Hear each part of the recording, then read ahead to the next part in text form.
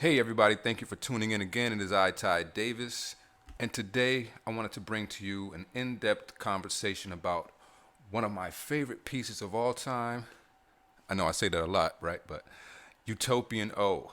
This piece is entitled Utopian-O because it brought me to a place that reminded me of a very modern society.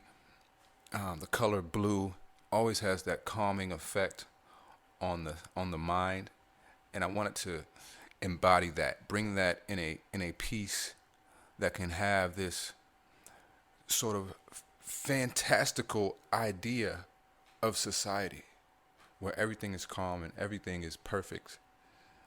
It sounds like sci-fi, but to me that can definitely happen in reality, if not only through art.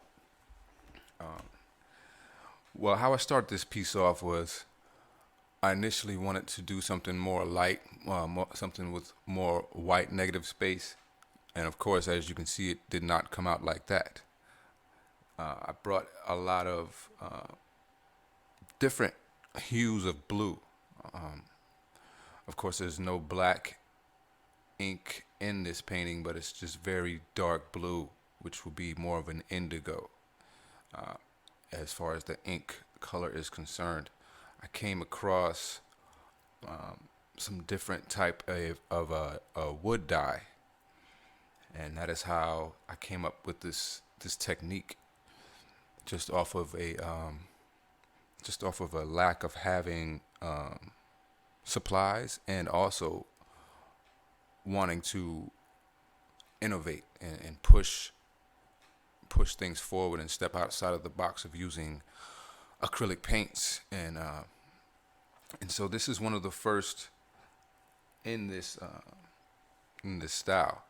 This was made in 2018, and it has since been purchased by one of my favorite collectors, one of my best friends from childhood all the way up till this day. One of my day ones is now the proud owner of this piece, and I couldn't think of anyone who would deserve it more than this person. And I want to thank you again from the bottom of my heart for your purchase. And yeah, man, it's just a wonderful piece to have in your collection. This piece was, it's a small piece, it's 8 inches by 10 inches, but if you know my work, I usually go really big or small like this, 8 by 10. So as you can see, in the center of the piece, it looks like a peak of what I call the back runs in watercolor. Those stain marks and those hard lines are referred to as back runs.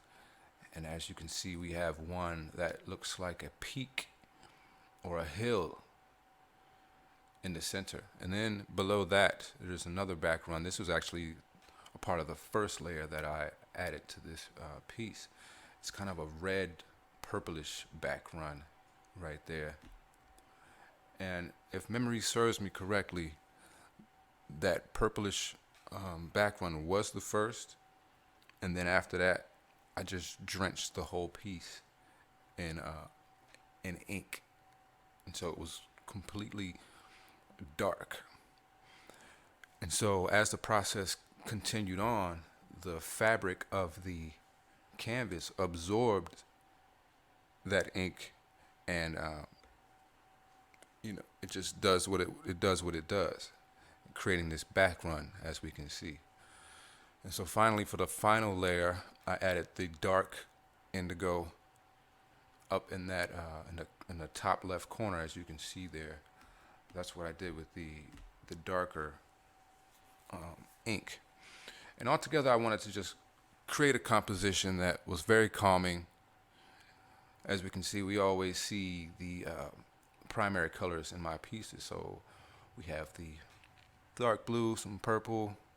I'm sure I put some yellow in there somewhere, but I didn't want to get that green because I don't know. I don't like green. I love green, but I just don't like painting green. So it's always a process when dealing with the primary colors to not come up with green in any of my pieces.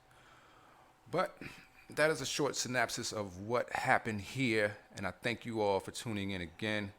Let me know what you guys think. Share this on Facebook. Subscribe to the YouTube channel. And thank you guys for tuning in again. And until next time, peace.